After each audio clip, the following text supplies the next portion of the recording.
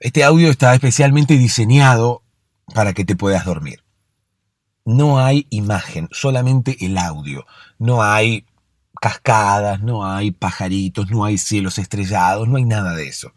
Solamente el audio, porque es lo único que necesitas ya con los ojos cerrados para poder dormir.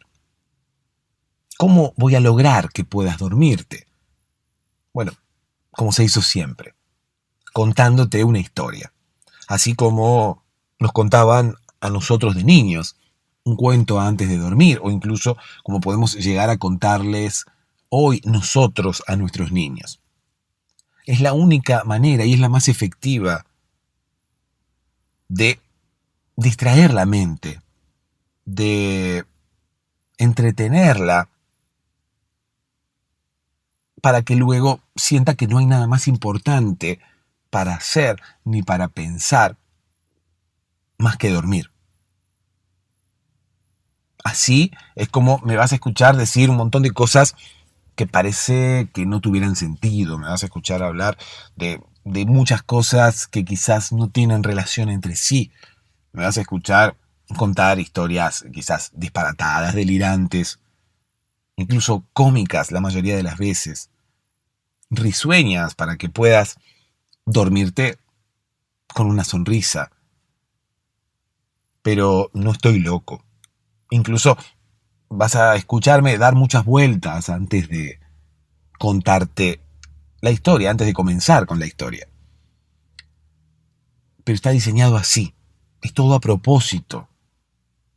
Toda esa aparente desconexión, todo ese aparente delirio, es justamente el que va a lograr distraer primero y luego aburrir tu mente para que te puedas dormir. ¿No me crees? Escúchame y comprobalo. Hola, ¿cómo estás? Espero que ya estés en posición horizontal. Espero que ya estés con los ojos cerrados. Espero que ya estés bostezando como yo, con los ojos quizás humedecidos como yo, a punto de recibir al sueño, aún sin saber que estás a punto de recibir al sueño. ¿Por qué? Porque el sueño quizás no te ha enviado un mensaje de WhatsApp anoticiándote de que va a ir a visitarte, como puede llegar a ser la tía que muchas veces te envía mensajes de WhatsApp y te dice, bueno, estoy yendo para tu casa. Estás en tu casa, paso a visitarte. Es como que la tía se autoinvita, ¿no? Ni siquiera pregunta si uno puede recibirla o no. Si estás en tu casa, la tía pasará a visitarte. Incluso, bueno, la tía se maneja mucho con WhatsApp desde que le han comprado el teléfono ese nuevo que tiene. Y se maneja mucho con WhatsApp. Incluso no solamente no llama por teléfono, ahora envía mensajes de WhatsApp, sino que muchas veces ni habla. Hay gente que llega a los domicilios, como por ejemplo la tía te manda un mensaje y te dice, bueno, mira, estoy yendo para tu casa. Si estás, estoy yendo para tu casa. Dependiendo de la respuesta de uno, ¿no? Dependiendo. Si no hay respuesta, la tía va igual. Y si hay respuesta, la tía va igual. Entonces, bueno, es como que no hay manera de zafar de la visita de la tía. Pero la tía hace, como quien dice, abuso de WhatsApp. Llega y te envía un mensaje desde afuera y te dice, estoy afuera. No toca la puerta y no toca el timbre tampoco. Bueno, no solamente la tía, sino que hay muchas personas que hacen esto. De hecho, WhatsApp, el servicio de mensajería, ha atentado contra la fabricación de timbres, ¿no? Porque la gente ya no utiliza los timbres. Así como la gente ya no utiliza, por lo menos en su mayoría, teléfonos fijos, la mayoría de las personas han optado por usar teléfonos móviles, la mayoría de las personas han optado por utilizar teléfonos móviles también para comunicarse desde fuera de las viviendas hacia adentro de las viviendas. Cuando alguien llega a la casa de otra persona y quiere anoticiar a la persona que vive dentro de su llegada, ya no toca el timbre, solamente envía un mensaje de WhatsApp eh, avisando que uno llegó para que vengan a abrirle. Es por eso que, bueno, varias veces que el servicio de WhatsApp se ha caído, las personas han entrado en una depresión bastante importante porque no han podido ir a visitar a nadie. Hay personas que han ido a visitar a un amigo, a un sobrino, a quien sea, han llegado hasta la puerta del domicilio, han intentado enviar un mensaje de WhatsApp diciendo estoy afuera o estoy abajo y el mensaje no ha salido. ¿Por qué? Porque el servicio de WhatsApp estaba caído, porque el servicio no funcionaba, porque la aplicación no funcionaba. Y bueno, se han quedado sin visitar a esa persona. Incluso, bueno, recuerdo una historia de una persona que tenía que ir a visitar a la persona amada, ¿no? Un muchacho que tenía que ir a visitar a la persona amada porque ésta se iba a estudiar afuera y tenía que ir a despedirla. Llegó hasta la puerta del domicilio, quiso enviar un mensaje y se había quedado sin datos. Uno tiene internet en una casa y tiene internet también en el teléfono, ¿no? Ocurre que la internet del teléfono, si uno no la paga, se la cortan. O si uno utiliza todos los datos que tiene disponibles, todos los megas, gigas y demás que tiene disponibles, bueno, no tiene más datos en el teléfono y cada vez que quiere enviar un mensaje ya no puede, porque se ha consumido todo lo que tenía disponible. Bueno, una vez un muchacho tenía que ir a despedir a su amada, ¿no? Tenía que llegar hasta la casa, tenía que almorzar con su amada y despedirla porque su amada se iba. Entonces, bueno, llegó hasta la casa y envió un mensaje. Estoy afuera, le dijo.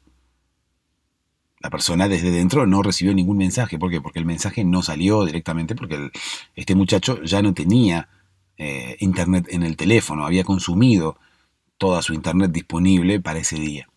Para ese día, bueno, para ese mes, dependiendo del contrato que cada uno tenga, ¿no?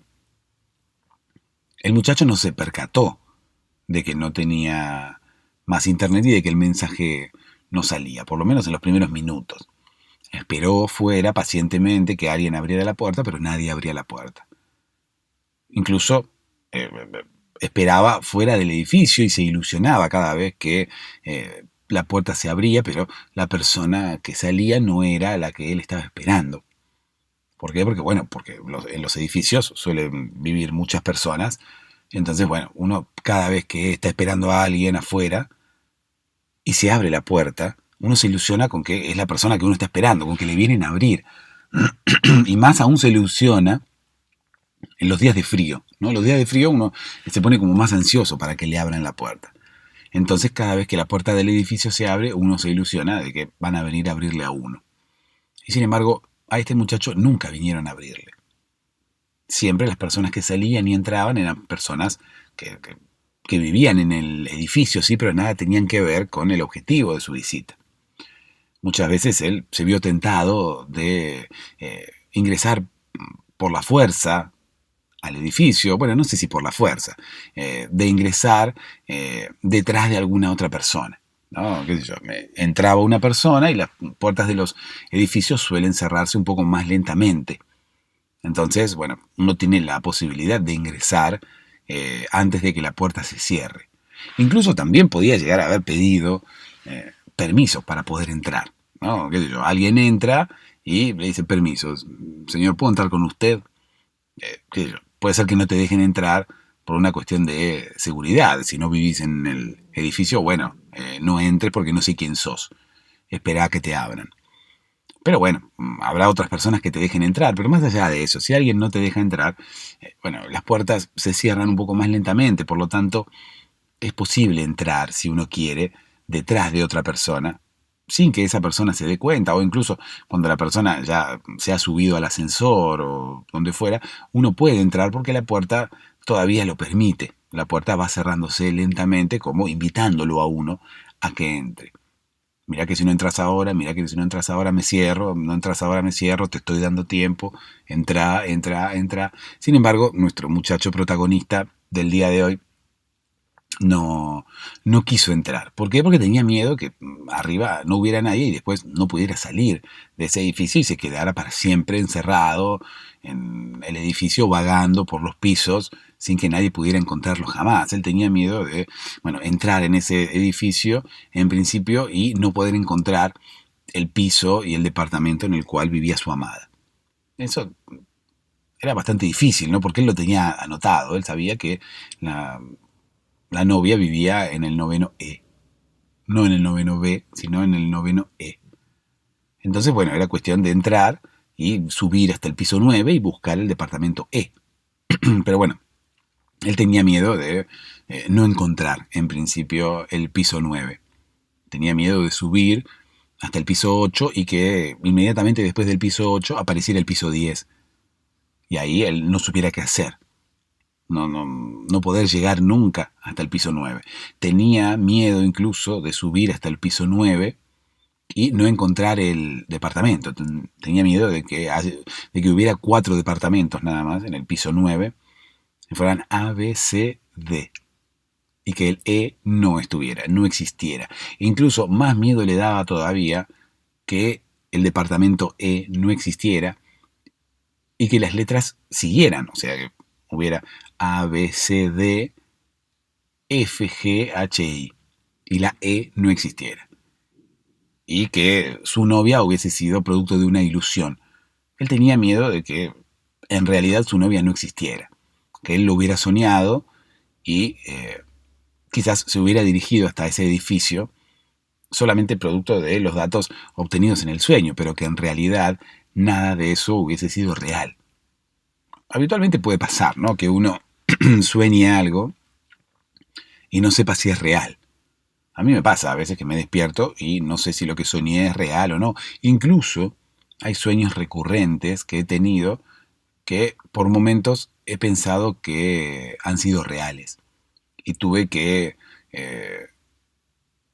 detenerme a pensar, incluso hacer un esfuerzo mental como para darme cuenta si en realidad esa situación se había dado en la vida real o había sido producto de un sueño.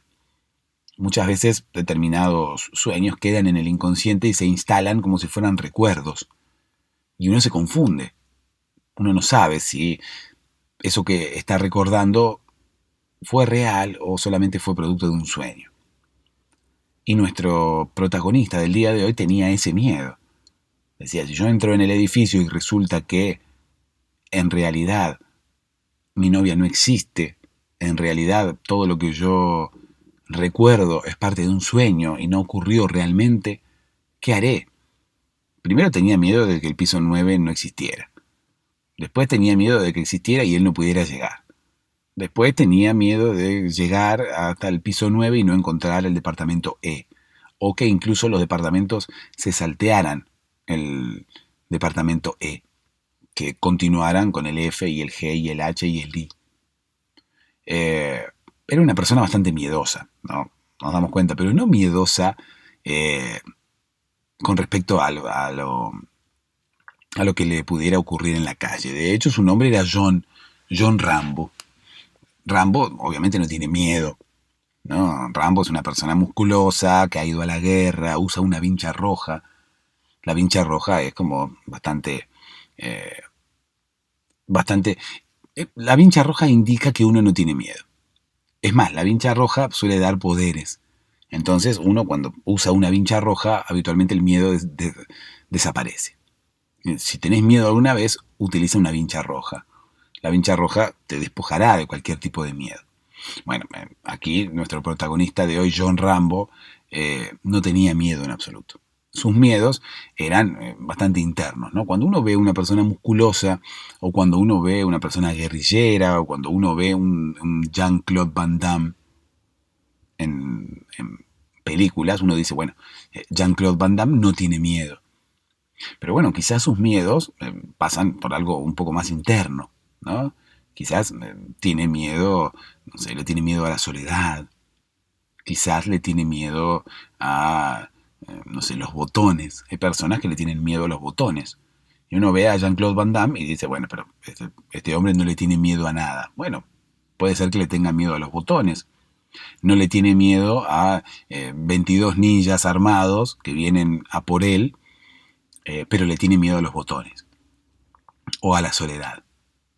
La soledad, bueno, una novia que él tenía, ¿no? Y él le tenía miedo porque la novia era bastante violenta. En realidad, las novias de Jean-Claude Van Damme suelen ser violentas porque piensan que Jean-Claude Van Damme es violento en sí, en su vida, ¿no? Entonces, bueno, lo ven en las películas y ven que él vive peleando, ¿no? Vive pegando patadas y dando saltos y demás. Entonces las novias dicen, bueno, a este le gusta la cosa la cosa violenta, la cosa hardcore, ¿no? Entonces, bueno, vamos a darle de su propia medicina. Entonces, cada novia que ha tenido Jean-Claude Van Damme ha intentado ser más violenta que él. En principio porque a las mujeres no les gusta ser dominadas, ¿no? Entonces, bueno, no es que no les gusta hacer dominadas, porque cada una cuando va al gimnasio suele hacer dominadas, sino a las mujeres no les gusta ser dominadas. Por lo menos a las novias que ha tenido Jean-Claude Van Damme. Entonces, bueno, la mayoría ha intentado ser más violenta, han intentado ser más violentas que él. Incluso Jean-Claude Van Damme no es una persona violenta, él es un actor. Por lo tanto, bueno, él tiene que interpretar ese papel y darse de patadas con todo el mundo, ¿no? Y hacer todas esas cabriolas extrañas que hace en las películas y, reitero, ganarle una batalla a 22 ninjas armados con estrellitas y cómo me gustan las estrellitas ninja. Si hay algo que me gusta y que yo muchas veces le pedí a Santa Claus, a Papá Noel, a San Nicolás, eran unas estrellitas ninja. Nunca me trajo unas estrellitas ninja. Se ve que no sé, Santa Claus no trae esas cosas. No te trae armas. ¿No? ¿Qué sé yo? Quiero una bomba Molotov. Una vez le pedí una bomba Molotov. Yo era un niño muy violento cuando era niño. Bueno, justamente un día le pedí una bomba Molotov y me trajo un disco de Molotov. El disco Donde jugarán las niñas. Ese disco me trajo. Y yo le envié una respuesta, ¿no? Y le dije, discúlpame, Santa Claus, yo te había pedido una bomba Molotov, no un disco de Molotov. Igual al disco lo escuché, había temas bastante agradables, como Give Me the Power, como, bueno, ese me acuerdo. No me acuerdo de ningún otro. Sí, había otras lindas canciones de Molotov en ese disco. Voto Latino, había una canción que se llamaba Voto Latino que venía también en ese disco. Sí, de hecho, a partir de ese disco dejé la violencia y empecé a dedicarme a la música. A partir del disco de Molotov, ¿no? Bueno, yo había pedido una bomba Molotov, Santa Claus me trajo un disco de Molotov y así cambió mi vida. Santa Claus cambió mi vida. De hecho, me tatué eso en el brazo. Los que quieren seguirme por Instagram pueden ver un tatuaje que tengo. Bueno, no lo voy a mostrar porque me parece algo muy privado. Los tatuajes no deben mostrarse, y menos por Instagram, ¿no? Si uno se tatúa Santa Claus cambió mi vida con una foto, una cara de Santa Claus, uno no debe mostrarlo. Más que nada, no por una cuestión de privacidad, sino por una cuestión de copyright de Instagram, ¿no? Como yo me tatué un Santa Claus de Coca-Cola, un Santa Claus cuya imagen tomé de una publicidad de Coca-Cola. Coca-Cola suele hacer publicidades para los eventos así familiares tipo Navidad.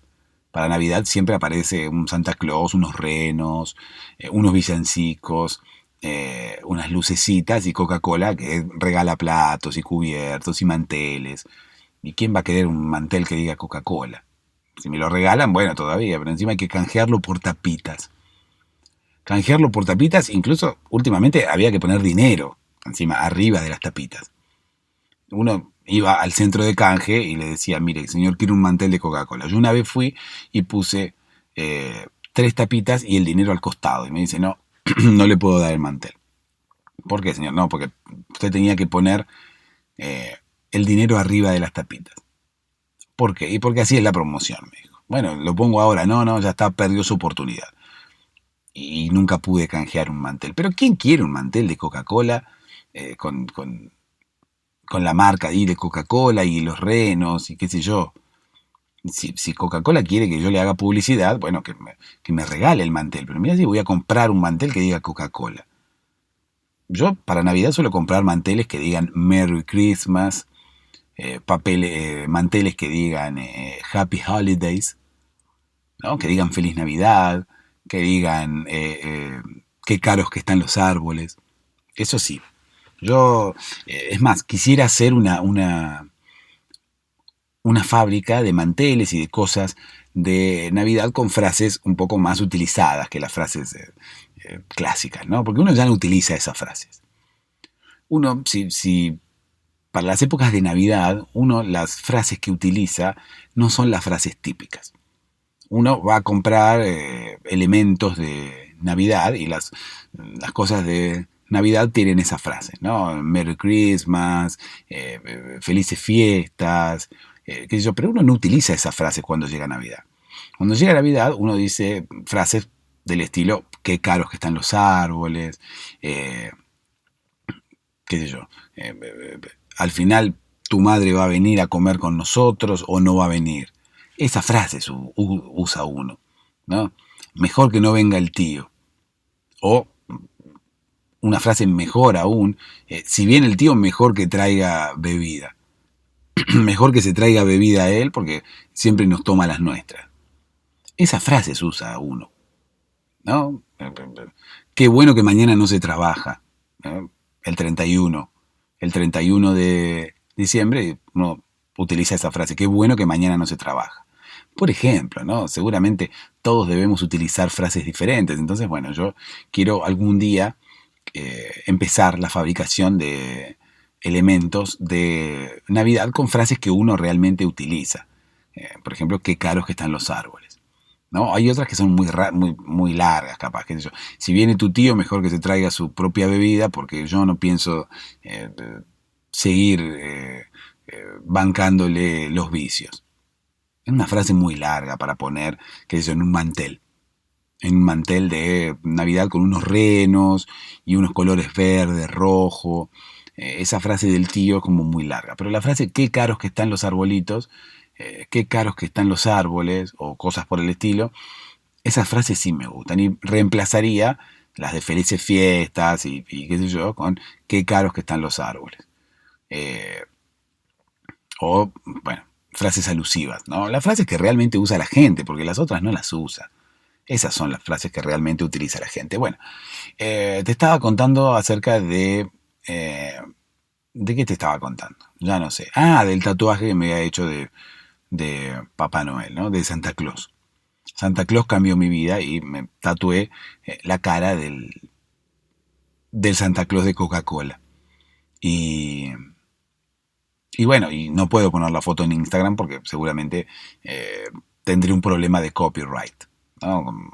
Que yo, como ocurre en YouTube con la música, en Instagram ocurre con la... Bueno, en YouTube con la música y con las imágenes. En Instagram ocurre con las imágenes, ¿no? Con las fotos, porque uno pone en Instagram fotos de uno, o videos, o lo que fuera, ¿no? Entonces, bueno, con esas cosas pues, puedo llegar a tener un problema, porque yo me robé el Papá Noel de Coca-Cola. Me robé el Santa Claus de Coca-Cola y me lo tatué, y me tatué algo así como Santa Claus cambió mi vida cuando me, me regaló Santa Claus un disco de Molotov. Bueno, no importa. O incluso puedo tatuarme en el otro brazo, Molotov cambió mi vida. Pero no. No, porque no fue Molotov. O sea, fue Santa Claus al regalarme el disco de Molotov. Yo te decía que Jean-Claude Van Damme tenía una novia que se llamaba Soledad. Y esa novia incluso se había vuelto más violenta que Jean-Claude, porque pensaba que Jean-Claude era violento en su vida privada. Y no, Jean-Claude Van Damme no es violento en su vida privada. Pero bueno, tenía una novia cuyo nombre era Soledad, y esa novia se había vuelto mucho más violenta que él. Había comprado cuchillos y cosas, estrellitas ninja, para poder ponerse a la altura, ¿no? De Jean-Claude Van Damme. Dijo, bueno, si yo salgo con Jean-Claude Van Damme, Jean-Claude Van Damme tira patadas y usa armas, yo voy a hacer lo mismo, porque si no me dejará de querer. Entonces, ella pensó que Jean-Claude Van Damme, así como ella lo veía en las películas, Jean-Claude era una persona bastante violenta, ¿no? Entonces ella quería que Jean-Claude encontrara en ella lo que él buscaba, ¿no? Una persona un poco más violenta. Entonces, Soledad se volvió como súper violenta, mucho más que Juan Claudio, y bueno, a partir de allí fue cuando Juan Claudio empezó a tenerle miedo a la Soledad, ¿no? Porque la Soledad se había vuelto más violenta que él incluso. Él, cuando se enamoró de Soledad, no le tenía miedo, ¿no? Porque Soledad era una persona que recién comenzaba con este tema de la violencia, pero luego sí, luego como que Soledad se puso cada vez más violenta, entonces bueno, Jean-Claude empezó a tenerle miedo. Y así fue cuando Jean-Claude empezó a acudir al psicólogo, y en el psicólogo llegó al psicólogo así, golpeó la puerta, ¿no? Y el psicólogo abrió y le dijo, Jean-Claude Van Damme. Sí, le dijo Jean-Claude, claro, porque él era Jean-Claude Van Damme, ¿qué le va a decir? Que no, que si va a hacer pasar por otra persona, uno al psicólogo no debe mentirle. Y Jean-Claude Van Damme no le mentía al psicólogo. Cuando el psicólogo vio que era él, Jean-Claude Van Damme respondió de forma afirmativa, ¿no? Dijo, sí, soy Jean-Claude Van Damme. Podría haberle dicho que no, pero reitero, a los psicólogos no hay que mentirle. Uno si va al psicólogo tiene que decir toda la verdad. No tiene que tener pudor de decir las cosas como realmente son. Por lo tanto, Jean-Claude Van Damme fue al psicólogo y le dijo, bueno, mira, soy Jean-Claude Van Damme. Quiero empezar a ser sincero y quiero empezar con sinceridad estas sesiones. Soy Jean-Claude Van Damme. Muy bien, el psicólogo valoró eso, ¿no? El psicólogo, bueno, mucho no le importaba la vida de Jean-Claude Van Damme. El psicólogo lo único que hacía era tomarse fotografías y selfies para publicar en internet y todo, porque quería hacer gala de que su paciente era Jean-Claude Van Damme. Incluso el psicólogo de Jean-Claude Van Damme era como bastante, ¿cómo decirlo? Era un psicólogo bastante especial, ¿no? Era un psicólogo cual peluquero eh, que ponía fotos con sus pacientes ilustrando todo el consultorio, ¿no? Un consultorio al que las personas, los pacientes, no accedían hasta que ya le habían pagado, entonces como que no les servía de nada. A ver, me explico. Los peluqueros suelen poner fotos de famosos a los cuales les han cortado el cabello. Y suelen poner esas fotos en la vidriera. Entonces uno va caminando por la calle y se encuentra con una peluquería donde se ha cortado el pelo Messi, por ejemplo. Entonces va caminando ahí por la calle y se encuentra en una vidriera todas fotos de cortes de pelo. Y uno se sorprende, ¿no? Y mira las fotos de los cortes de pelo y dice, ¿qué será esto que hay tantas fotos de cortes de pelo? Después, con el tiempo, cae que era una peluquería, ¿no? Que en una peluquería suelen poner fotos de cortes de pelo. Empieza a mirar las fotos que hay de las personas cortándose el pelo y en una de ellas logra distinguir a Messi. Y Messi se había cortado el pelo ahí. Entonces, ¿qué es lo que decide uno inmediatamente? Me voy a cortar el pelo acá. ¿Por qué? Porque acá se corta el pelo Messi. Esas cosas tenemos los seres humanos, ¿no? Que decimos, bueno, voy a hacer esto aquí, donde lo hizo tal persona que es de mi admiración. O tal persona que tiene mucho dinero. Entonces, bueno, voy a hacer lo mismo aquí y voy a tener el mismo dinero que Messi, qué sé yo. O voy a jugar al fútbol igual que Messi. O no sé qué es lo que espera uno cortándose el pelo en el mismo lugar que Messi. Pero bueno, no importa. Este peluquero le había cortado el pelo a muchos famosos. Entonces ponía las fotos de todos los famosos en la vidriera. Como el ser humano suele decir, mira, si Messi se corta el pelo acá, yo quiero cortarme el pelo aquí también. También lo que el ser humano piensa es, mira, si acá se corta el pelo Messi, este peluquero debe ser bueno. Messi, que tiene la posibilidad de cortarse el pelo con los mejores peluqueros y coiffeurs del mundo, porque no le falta dinero y puede elegir con qué peluquero cortarse el pelo, se corta el pelo acá, en esta peluquería de mala muerte. Así que, bueno, este peluquero debe ser bueno. ¿no? Si Messi se corta el pelo aquí, pudiendo elegir el peluquero que él quiera, lo elige a este, es que este debe ser el mejor. Yo me cortaré el pelo aquí como Messi. Entonces esas fotos que el peluquero pone en la vidriera llaman la atención de los clientes. Y es una estrategia de marketing. Los clientes que caminan por la calle y ven quién se corta el pelo allí, deciden o pueden llegar a sentirse influenciados por esas fotos y decidir ellos también cortarse el pelo allí. Solamente porque se corta el pelo Messi o algún otro famoso. Pero en el caso del psicólogo, el psicólogo no es lo mismo. El psicólogo no puede poner fotos psicoanalizando a Jean-Claude Van Damme, psicoanalizando a Angelina Jolie, por ejemplo, ¿no? Porque no, en principio, bueno, un corte de pelo es algo, qué sé yo, público. Uno se corta el pelo y no necesita andar escondiéndose cuando se corta el pelo. Sin embargo, una sesión de psicología es algo un poco más privado, ¿no? Uno va al psicólogo, en principio uno suele negar que va al psicólogo, no suele blanquear que va al psicólogo, porque la gente piensa que uno está loco. Entonces, bueno, Angelina Jolie no quiere que todo el mundo piense que ella está loca. Entonces, en principio, oculta que va al psicólogo. O por una cuestión de, qué sé yo, puede ser pudor o puede ser simplemente reserva, ¿no? Personas perfil bajo, reservadas, que no quieren tampoco que todo el mundo se entere acerca de las cosas que hacen en su vida privada. Entonces, bueno, las personas que van al psicólogo, digo, hay personas que suelen contarlo, hay personas que no. En principio eso. Segundo, estamos hablando de un psicólogo, justamente. Una persona que trata las afecciones psicológicas de las personas. Y esas afecciones psicológicas la mayoría de las veces tienen que ver con el ámbito privado de cada una de las gentes, ¿no? Porque imagínate, vos tenés un problema, qué sé yo, al psicólogo, para que el psicólogo pueda evaluar tu mente y administrarte una especie de tratamiento psicológico, uno le va a contar todo lo que le pasa, incluso lo que le ocurre en su vida privada.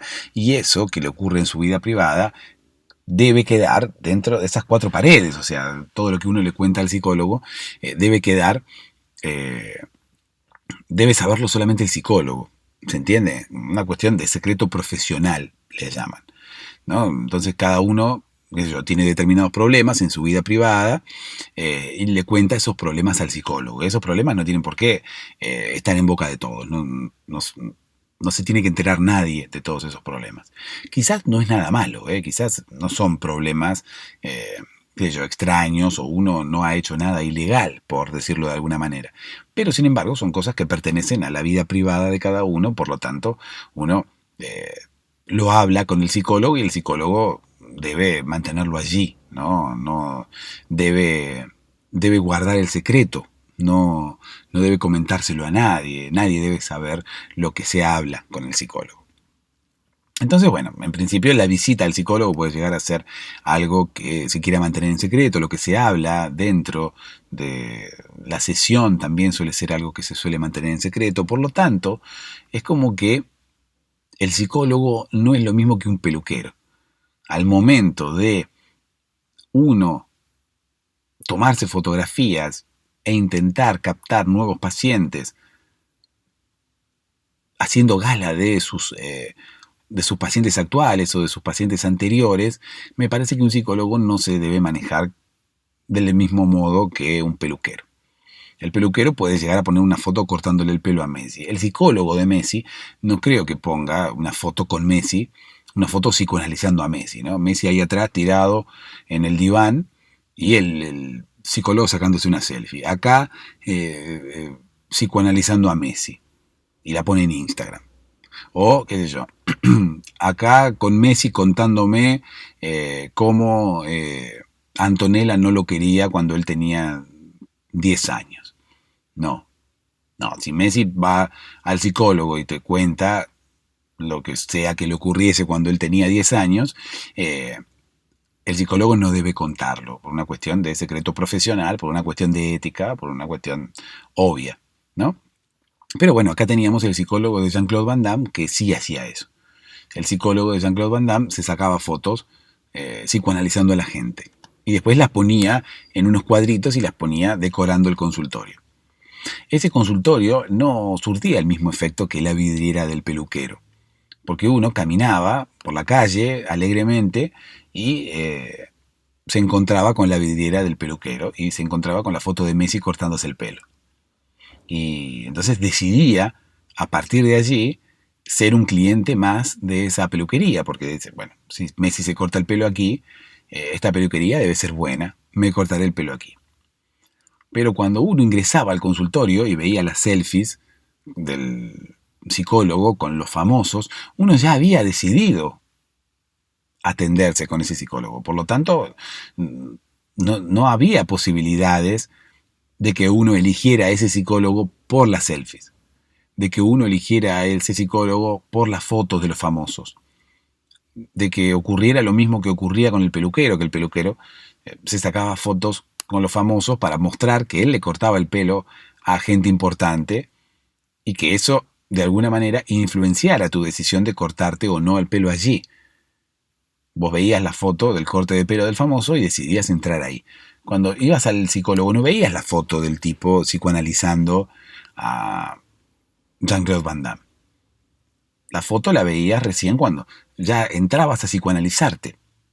Por lo tanto ya habías pagado, ya habías decidido ser el cliente del psicólogo, el paciente del psicólogo. Por lo tanto esas fotos no tenían ningún efecto de marketing sobre los clientes.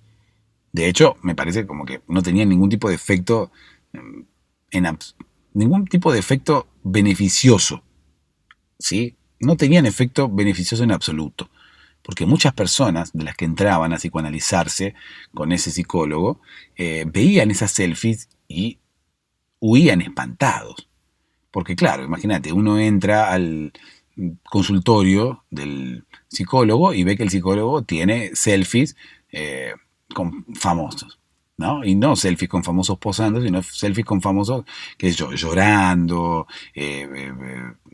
atrás en un diván contando sus problemas. Incluso la mayoría de esas selfies eran como quien dice sin autorización de la persona fotografiada, sin autorización del famoso. Por lo tanto, muchos famosos que terminaron yendo a ese psicólogo, al final terminaron desistiendo y buscando otro psicólogo. Y la mayoría de los clientes nuevos que llegaban a ese psicólogo, a donde veían las fotos, decían, ¿qué hace este tipo? Mira, se saca fotos con los pacientes sin que los pacientes se den cuenta. Mejor me voy o se sacará foto conmigo también en el momento en el cual yo esté contándole un trauma de mi infancia con mis padres, que es para lo que uno habitualmente va a los psicólogos, ¿no? Entonces, bueno, la gente huía despavorida. De hecho, el psicólogo pasó de ser el psicólogo de los famosos a ser una persona desempleada, porque claro, los famosos cuando empezaron a ver las fotos que él publicaba, dejaron de ir. Incluso las personas comunes y corrientes también dejaron de ir. Porque las personas, reitero, no iban a ese psicólogo porque era el psicólogo de Messi, porque no se enteraban hasta que entraban. Cuando entraban era porque ya habían pagado. Entonces, no es que el psicólogo de Messi, el hecho de que esa persona fuera el psicólogo de Messi, influía en su decisión. Lo que sí ocurría era que el hecho de que esa persona fuera el psicólogo de Messi y él lo expresara mediante una fotografía, o sea, lo blanqueara mediante una fotografía, creaba el efecto contrario. Lograba que los pacientes no quisieran ser más sus pacientes. Incluso tampoco está bien que un psicólogo ponga selfies con sus pacientes, aun cuando el paciente lo autorice, porque el secreto profesional también abarca la información de que tal persona es mi paciente. ¿Se entiende? Por más que que un psicólogo no cuente lo que tal persona habla en la sesión, tampoco debe contar quiénes son sus pacientes, tampoco es información que el profesional debe hacer pública, el hecho de quién es mi paciente, ¿no? Por más que no cuente lo que se habló en la sesión, tampoco debe contar ni siquiera que esa persona tuvo una sesión. No es como el peluquero que puede contar si Messi se corta el pelo acá. el psicólogo no puede decir, Messi viene a psicoanalizarse acá. Entonces, bueno, las selfies creaban el efecto contrario en todo sentido. Incluso para Jean-Claude Van Damme.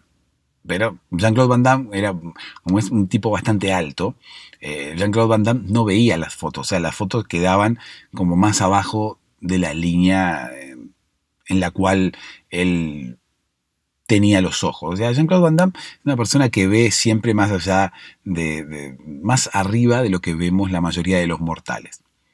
Entonces, lo que ocurre es que las cosas que pasan por debajo de esa línea, de la línea de sus ojos, se le pierden.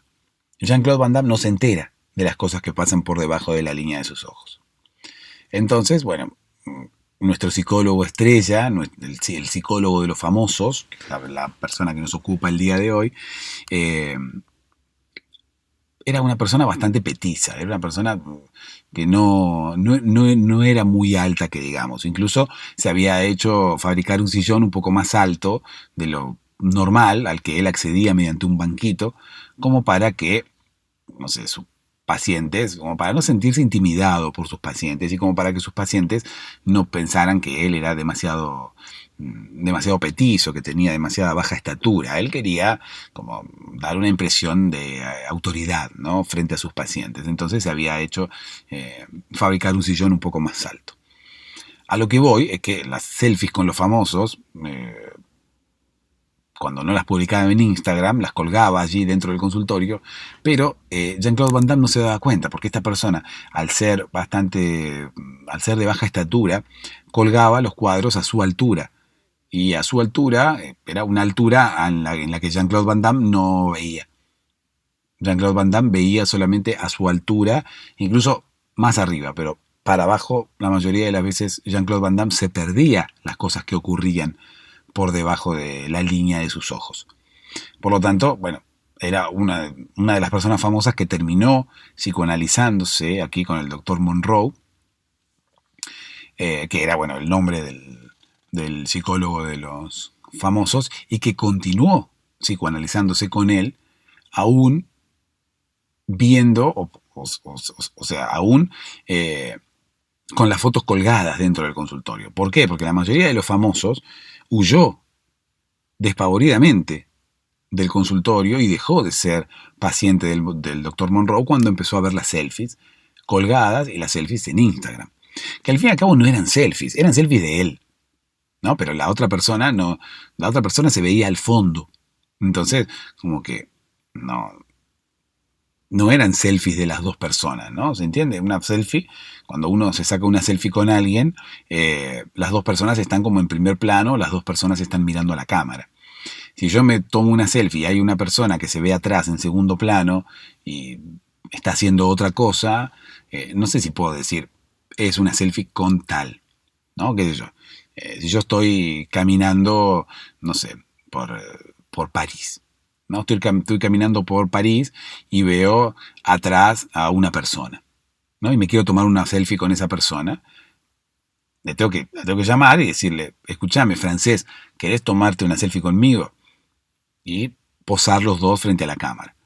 Pero si el francés está ahí dando vueltas, qué sé yo, uno de esos franceses que tienen las canoas. No, bueno, eso en Venecia, ¿no? Yo voy a Venecia y hay un tipo ahí con la canoa, que no es francés. En el caso de ser Venecia, no sería francés, pero bueno, hay un tipo ahí, el de la canoa. Yo le digo, escúcheme, señor de la canoa, ¿quiere tomarse una selfie conmigo? Y el tipo dice, bueno, se acerca y pone la cara al lado de la mía y ahí nos tomamos la selfie los dos. Pero si yo me tomo una selfie desde acá y se ve el tipo de la canoa atrás, ¿no?, con el remo, andando en canoa, es una selfie mía. No es una selfie mía con el tipo de la canoa. El tipo de la canoa ni siquiera se enteró. Bueno, así ocurría con el psicólogo, ¿no? El psicólogo se sacaba fotografías, él, con las personas de fondo, y las personas de fondo ni siquiera se enteraban. Se enteraban luego, ¿no? Cuando veían su foto en Instagram o cuando veían su foto en el consultorio, ¿no? El doctor Monroe tomaba la precaución de poner las fotos, enmarcar las fotos, hacerles un cuadrito muy lindo con unos marcos dorados, un vidrio eh, muy de calidad, traído de las Islas Bahamas, ¿no? Yo no sé si venden vidrios en las Islas Bahamas, pero bueno, el doctor Monroe quería traer vidrios de las Islas Bahamas. Un día llamó a la Isla Bahamas y le dijo, eh, hola señor de las Islas Bahamas, me manda un par de vidrios que necesito para enmarcar las fotos con los famosos. Y en las Bahamas no hablan español. Entonces como que no lo entendieron demasiado. Él mismo tuvo que tomarse un avión hacia las Bahamas para traerse los vidrios.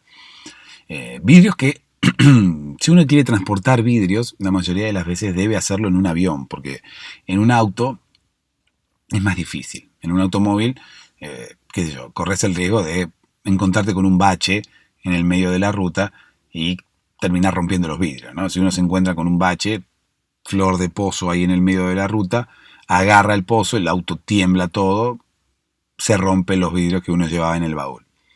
Eso en el avión no pasa. En el aire no hay baches. ¿Sí? No hay pozos en el aire que pueda agarrar el avión. Entonces, bueno, el tema de los vidrios está más seguro en un avión, ¿no? Es por eso que el doctor Monroe, bueno, se hizo traer los vidrios de Bahamas en avión, para que no se rompieran. Bueno, el tema es que Jean-Claude Van Damme llegaba al psicólogo y no veía las selfies. Entonces, bueno, él siguió siendo paciente del doctor Monroe, aún luego de que el escándalo estalló, ¿no? Porque cuando los famosos se enteraron de que el doctor Monroe se sacaba selfies con ellos sin que ellos se dieran cuenta y que las publicaba en Instagram y demás, los famosos dejaron de ir, dejaron de ser sus pacientes e incluso muchos le iniciaron demandas judiciales, todos menos Jean-Claude Van Damme.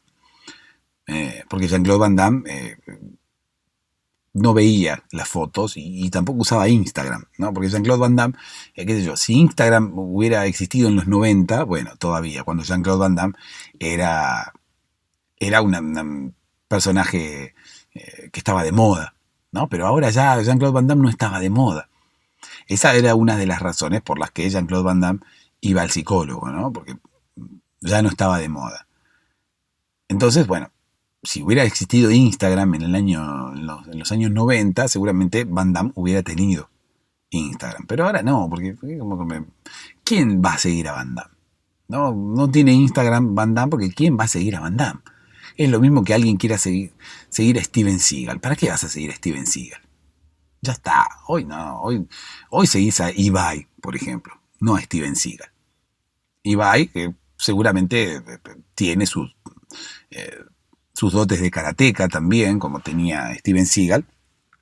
Hay gente que lo sigue a Ibai, ¿no? Y qué sé yo, hoy en día seguramente sigue más gente a Ibai que a Steven Seagal. Entonces, bueno, Van Damme dijo, ¿para qué me voy a hacer un Instagram si nadie me va a seguir? Hoy en día todo el mundo sigue a Ibai. No me siguen a mí. Entonces, bueno, no se enteró tampoco porque al no usar Instagram, bueno, no vio las selfies que publicaba el doctor Monroe. No vio las selfies que publicaba en Instagram, no vio las selfies que tenía publicadas ahí en el consultorio, entonces él siguió yendo. Siguió yendo al consultorio y llegó un momento en el cual el doctor Monroe era el único paciente que tenía, Jean-Claude Van Damme. Luego, bueno, el doctor al final tuvo que cerrar su consultorio y viajar a las Bahamas, pero en este caso no a traer vidrios, sino a instalarse, ¿no? Porque había un montón de gente que le quería pegar unas trompadas. Incluso también tenía demandas judiciales y demás. Entonces, bueno, el doctor Monroe huyó asediado por todos los famosos, ¿no? Todos los famosos que habían sentido vulnerada su privacidad. En ese momento, bueno, Van Damme no entendía nada porque el doctor Monroe no estaba más. Alguien vino y le contó, le dijo, mira, Van Damme, el psicólogo se fue y, qué sé yo, se murió, le dijo Van Damme. No es que se haya muerto. Bueno, sí se murió. Y entonces Van Damme, bueno, lloró un par de días y después se buscó otro psicólogo. Pero era como bastante difícil explicarle lo que había ocurrido. Mirá que las selfies, mirá que el Instagram. ¿Y qué es Instagram? Decía Van Damme. Pero qué sé yo. Entonces, bueno, sí, se murió. El doctor Monroe se murió. Y listo. Bueno, mientras el doctor Monroe atendía a Jean-Claude Van Damme iba a hablar de sus miedos, ¿no? Entonces le dijo, bueno, mire, doctor Monroe, tengo miedo del olvido, ¿sí? Yo ya no soy famoso como en los 90 y tengo miedo que la gente se olvide de mí. Y además le tengo miedo a la soledad. Y el doctor Monroe estaba ahí sacándose selfies y demás, y mucha atención no le prestaba, ¿no? Y entonces, bueno, Van Damme le dice, escúcheme, doctor, ¿me escuchó lo que le dije? Sí, sí, Van Damme, tómese esta pastillita, le dice. Pero escúcheme, señor, usted es psicólogo, no tendría por qué recetarme ningún medicamento. Yo no vengo acá a que usted me recete medicamentos. Vengo aquí para que usted pueda darme la solución, ¿no? Y yo no tenga más miedo a la soledad. Entonces, bueno, el doctor Monroe, además de ser un chanta, además de sacarse selfies, era un chanta. Es por eso que, bueno, no escuchaba lo que le decía Van Damme, no escuchaba nada. Van Damme le decía que le tenía miedo a la soledad y el doctor Monroe le daba una pastillita como para que se olvidara y listo. Obviamente, Van Damme no se sentía demasiado a gusto con ese psicólogo, pero era Van Damme, o sea, como que no tenía muchas ganas de contarle su intimidad a todo el mundo, ¿no? Entonces, bueno, al final siguió yendo al doctor Monroe hasta que, bueno, estalló el problema de las selfies con los famosos y demás. Bueno, el doctor Monroe se fue, Van Damme creyó que el doctor se había muerto y buscó otro psicólogo con el que siguió tratando su miedo a la soledad. Llegó a un psicólogo nuevo y le dijo, escúcheme, psicólogo nuevo, le tengo miedo a la soledad. ¿Por qué le tiene miedo a la soledad? Y porque últimamente está más violenta que yo. Dijo, miren, se compró estrellitas ninja, se compró cosas. Me parece que ella le tiene miedo también a la soledad. ¿Cómo le tiene miedo a la soledad? Hagamos terapia de pareja, Van Damme, le dijo. Entonces Van Damme habló con su novia Soledad y le dijo, escúchame, Sole, me dijo el psicólogo que tenemos que hacer terapia de pareja. Fue Van Damme con Soledad ahí a la terapia de pareja, llegó al psicólogo y dice, bueno, a ver, ¿qué les ocurre? Usted, Van Damme, ¿por qué le tiene miedo a la soledad? Y pasa, doctor, que la soledad se está volviendo cada vez más violenta. La soledad es ella. ¿Cómo que la soledad se está volviendo más violenta? Le dijo, ¿no? Primero el psicólogo, sí, se compró armas y aprendió karate y todo. ¿Cómo que la soledad aprendió karate? Sí, doctor, dice, la soledad es ella. Es mi mujer, se llama Soledad y está cada vez más violenta y yo le tengo miedo. Entonces, bueno, el psicólogo se enfocó directamente en la esposa de Van Damme y le dijo, escúcheme, Soledad, ¿por qué usted se está volviendo cada vez más violenta? Discúlpeme, doctor, le dijo, pero yo le tengo miedo a la soledad. Los dos le tienen miedo a la soledad. ¿Cómo los dos le tienen miedo a la soledad? ¿A qué soledad le tienen miedo? Usted tiene una prima que se llama Soledad y que también le tiene miedo. No, doctor. Yo le tengo miedo a la soledad, tengo miedo a quedarme sola. ¿Y por qué se va a quedar sola usted si ya se llama Soledad? Usted no puede estar en soledad nunca. Soledad en soledad sería como una especie de redundancia que el universo no permitiría. Seguramente las personas que se llaman Soledad no pueden sentirse solas, incluso no pueden estar solas. ¿Por qué? Porque el universo no lo permite. No deja que tal redundancia aparezca en la Matrix. Entonces, bueno, todo eso se lo dijo, ¿no? El psicólogo a Soledad. No, dice Soledad, mire, doctor, a mí lo que me pasa es que, bueno, yo como estoy en pareja con Van Damme, yo, cuando me lo presentaron, me dijeron, es Van Damme. Entonces yo averigüé quién era Van Damme. Empecé a ver películas de Van Damme y vi que Van Damme era una persona karateca, una persona que luchaba contra 22 ninjas y demás. Entonces yo dije, bueno, yo tengo que estar a su altura. Si yo no sé karate, o si yo no sé luchar, o si yo no manejo armas como Van Damme, él no me querrá. Seguramente me conocerá y esperará una mujer que mínimamente haga lo mismo que él. que pegue patadas, maneje nunchakus y pelee contra 22 ninjas a la vez. Entonces, bueno, doctor, tengo que confesarle que yo lo vi a Van Damme y me enamoré perdidamente de él, apenas lo vi, y desde ese momento tuve miedo que él me abandonara. Por lo tanto, empecé a aprender karate, kung fu, jiu-jitsu, taekwondo y cuanta arte marcial se me pasara por adelante.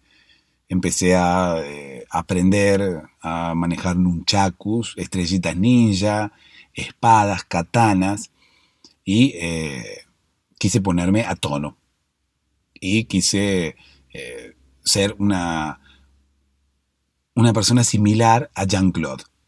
Lo mismo que Jean-Claude hacía en sus películas, quise hacerlo yo en la vida real para que él no me dejara de querer. Y Jean-Claude miraba, ¿no? La miraba así como a Soledad y le decía, Soledad, tú has hecho eso por mí. Sí, Jean-Claude, yo haría eso por ti y mucho más. ¿Pero por qué has hecho eso? Y porque, lo dije recién, yo tenía miedo de que no me quisieras si yo no era igual que tú. Y Jean-Claude le dijo, bueno, pero escúchame, Soledad, las parejas no tienen por qué ser iguales una a la otra. Es más, las mejores parejas son las que están conformadas por dos personas que son completamente diferentes, o por lo menos diferentes en algunos aspectos, de manera que se puedan complementar entre ellas. No sirve de nada que sean dos personas iguales. Soledad se quedó así, en silencio, y le dijo, mi tío y mi tía son iguales y se llevan bien. Bueno, está bien, le dijo Van Damme. No hay nada de malo en que sean iguales, parecidas, pero como que no es una condición excluyente el tema que seamos iguales, Soledad querida. No es estrictamente necesario que sepas karate igual que yo o que sepas manejar armas igual que yo. Podemos ser distintos y nos podemos llevar bien igual. Podemos complementarnos y podemos ser felices igual. ¿En serio? Le dijo Soledad. Sí, le dijo Jean-Claude Van Damme. Entonces, bueno, en ese momento se besaron, sonaron violines de fondo, que el psicólogo tenía allí preparados. El psicólogo se había pagado una cuenta premium de Spotify solamente para poder poner música cada vez que finalizaba una sesión de terapia de pareja con final feliz, ¿no? Qué sé yo. En este caso, para Van Damme y para su esposa Soledad, él había elegido las 4 estaciones. Entonces, cuando en ese momento Jean-Claude besaba a su esposa Soledad y de fondo también había contratado un tipo que tiraba una especie de serpentina. ¿Vieron ese cotillón que uno es como que explota pero no explota? Es como que tira papelitos al aire. Bueno, no había de eso. Cada vez que el psicólogo quería ir a comprar de eso, no había. Entonces contrató un tipo para que estuviera presente en la sesión de terapia de pareja, se escondiera detrás de las sillas y cuando la sesión de pareja tenía un final feliz, el tipo tiraba papelitos para arriba, ¿no? Y hacía sonar una serpentina. Así, y tiraba papelitos, ¿no? Mientras sonaban las 4 estaciones de fondo. Y esa era la imagen, ¿no? Van Damme besando a su esposa, papelitos de colores, las 4 estaciones sonando de fondo y la serpentina. Todos muy contentos, todos con un ambiente muy festivo. Inmediatamente después del beso de Van Damme con su esposa, el psicólogo se tomó una selfie, ¿no? Para coronar ese momento, sin saber lo que le esperaba, ¿no? Sin saber todos los líos que iba a tener luego a partir de esa foto. La moraleja del día de hoy, sin ningún tipo de dudas, tiene que ver con la pareja de uno, ¿no? Y, qué sé yo, lo importante de complementarse con la pareja y lo poco importante de ser iguales. si bien una pareja de personas que son parecidas puede llegar a funcionar, no hay ningún tipo de problema, no hace falta. O sea, no es necesario quizás tener un montón de cosas en común, no es necesario quizás que nos gusten las mismas cosas que a nuestra pareja y demás. Cada uno es como es, podemos ser eh, totalmente diferentes y podemos estar en pareja con alguien, complementarnos o incluso sin complementarnos, cada uno hacer su vida. ¿Se entiende? O sea, no es necesario buscar una pareja que comparta nuestros mismos intereses, que tenga nuestros mismos gustos, que nos gusten las mismas cosas, que hagamos las mismas cosas. Hay parejas a las cuales les funciona. Hay parejas que no, hay parejas que incluso pueden llegar a no prosperar al tener los mismos gustos y los mismos intereses. Hay parejas que dicen que lo mejor es tener intereses diferentes, ¿no? Para poder complementarse. Sea como fuere, me parece que la moraleja del día de hoy tiene que ver con que el amor no, no busca intereses. El amor no busca personalidades, tipos de personalidades. Si uno se enamora de una persona, se enamora de una persona, punto, con sus virtudes y sus defectos. Sin importar qué te gusta o qué no te gusta, sin importar qué haces o qué no haces. Podemos ser muy parecidos a una persona, podemos ser súper distintos a una persona, y sin embargo, el amor puede nacer allí en el medio, sea como fuere la relación que nosotros tenemos con otra persona. Entonces, bueno, la moraleja de la historia de hoy creo que tiene que ver con ello. No te fijes en las similitudes que puedes tener con otra persona al momento de decidir si querés estar en pareja con ella. Son cosas como que no tienen demasiada importancia. Yo creo igualmente firmemente que las personas no se enamoran de otras personas, sino que son las almas las cuales se enamoran. Es por eso que hoy más que nunca ya no nos fijamos demasiado en el sexo de cada uno. O sea, en el género de cada uno. Si es masculino, femenino, lo que fuera. No importa. Lo que importa es el alma, lo que importa es lo que hay detrás del envoltorio. ¿Se entiende?